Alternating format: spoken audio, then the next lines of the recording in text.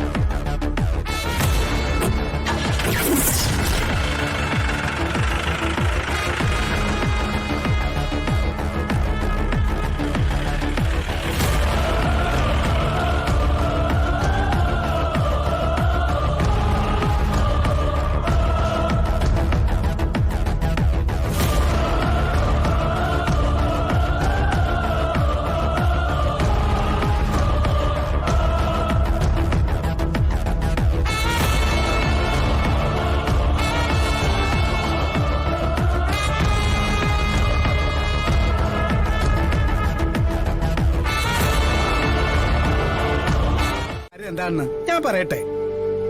എന്നാ പറ. നമ്മുടെ വീടിനെ കുറിച്ചല്ലേ? സത്യാടോ? അതെങ്ങനെ തനിക്ക് മനസ്സിലായി?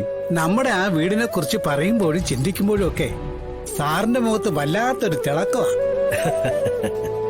ആ തിളക്കം എനിക്കറിയാൻ പറ്റും സാറേ. എടോ, നമ്മുടെ തെക്ക് ഭാഗത്തെ ഒരു പുളിമര നിന്ന താൻ ഓർക്കുന്നുണ്ടോ? ആൺപുളിയാന്ന് പറഞ്ഞേ പിന്നീട് അത് വെട്ടിയായിരുന്നു. പക്ഷേ അതിന്റെ ചുവട്ടിയിരിക്കുമ്പോ കിട്ടുന്നൊരു സുഖമുണ്ടല്ലോ. ഞാൻ വെറുതെ തനിച്ചിരിക്കുമ്പോഴൊക്കെ അതൊക്കെ അങ്ങ് ഓർക്കും. കാലിൽ ഇളക്കൊണ്ടെന്ന് പറഞ്ഞ് അതിന്റെ മൂട്ടിലൊരു ബെഞ്ച് കൊണ്ടിട്ടുണ്ടായിരുന്നു.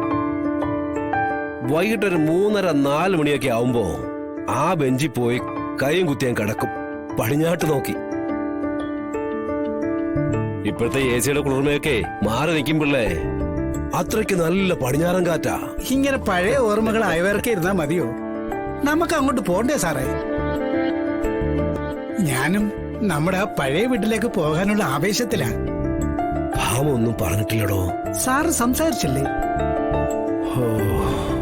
പിടിതരുന്നില്ല.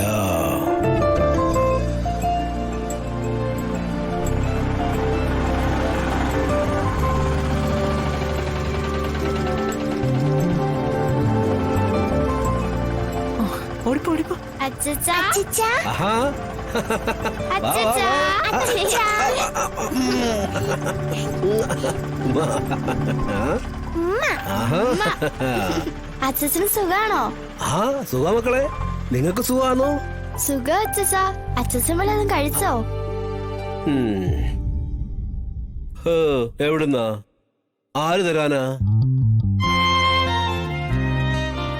ഇനി മക്കളുമാരുടെ വേണം അച്ഛന്റെ കാര്യമൊക്കെ നോക്കാൻ. അപ്പൊ ഞങ്ങൾക്ക് പഠിക്കാൻ പോണ്ടേ? ഓ, പറയുമ്പോൾ അത് ശരിയാന്നല്ലോ. കൊച്ചുമക്കളെ കണ്ട സന്തോഷത്തില് അച്ഛന്റെ ഓർമ്മയൊക്കെ അങ്ങ് പോയി.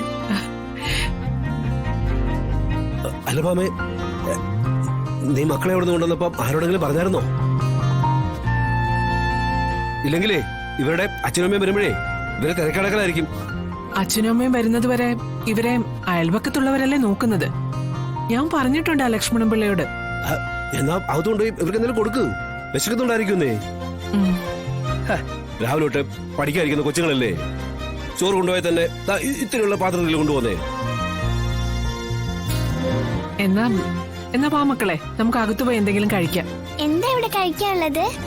എന്താ എന്റെ പൊന്നുമോൾക്ക് വേണ്ടത്? എന്ത് വേണമെങ്കിലും പറഞ്ഞാ മതി, സത്യം ഉണ്ടാക്കി തരാം. കഴിച്ചോ കഴിച്ചോ.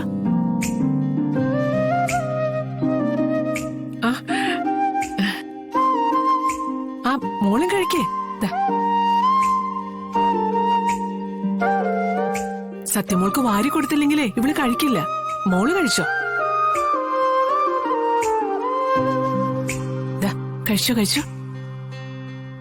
മുഴുവൻ കഴിക്കണേ, എന്നെല്ലാം മിടുക്കി കുട്ടിയാവും.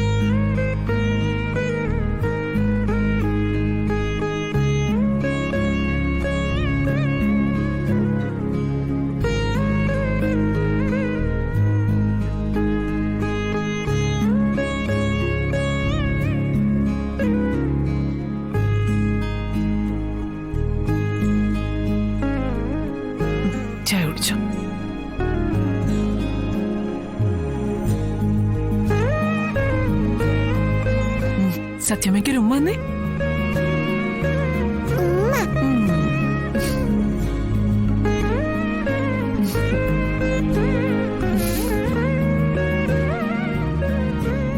സാറേ, ഇത് ഇപ്പൊ പറഞ്ഞാൽ നടക്കുമെന്നാ തോന്നുന്നത്.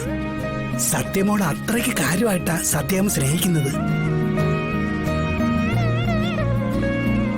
ശാലിന് കുഞ്ഞിനോട് വഴക്കുണ്ടെങ്കിൽ ഈ കുഞ്ഞിനെ ഇവിടേക്ക് കൊണ്ടുവരികയോടെ ചെയ്യില്ല. അതെ, എന്തായാലും നമുക്ക് ശാലിനെയും വിഷുവിനെയും കണ്ട് കാര്യങ്ങൾ സംസാരിക്കണം. എന്നിട്ട് നമുക്ക് ബാക്കിയുള്ള കാര്യങ്ങൾ സംസാരിച്ചാൽ മതി. അതുവരെ ഇതിങ്ങനെയൊക്കെ തന്നെ അങ്ങ് പോട്ട്.